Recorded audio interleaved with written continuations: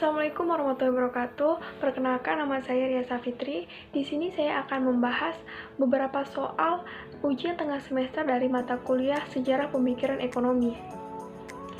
Adapun soal yang akan saya bahas adalah soal ujian tengah semester nomor 4 dan nomor 8. Yang pertama adalah soal nomor 4, yakni apakah setelah diterapkannya sistem sosialis tidak ada lagi kesenjangan sosial?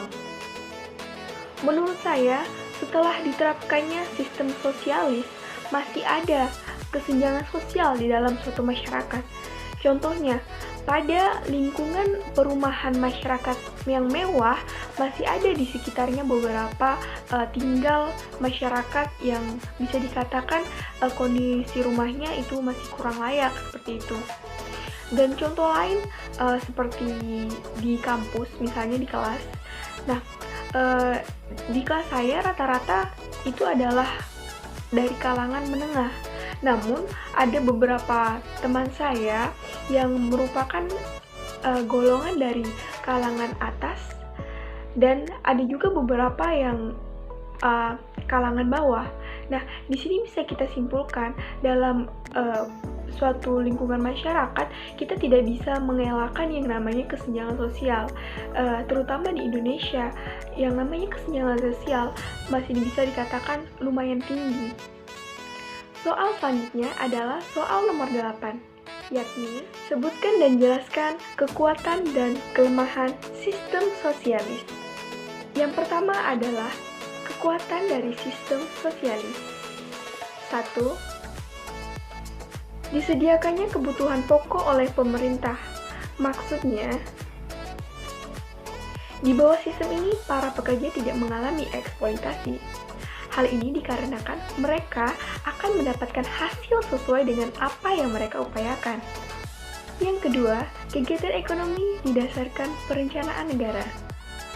Maksudnya di sini, sistem ini bisa menghilangkan penderitaan rakyat karena seluruh akses terhadap kesehatan, pendidikan, dan kebutuhan dasar lainnya telah diatur dan disediakan oleh negara.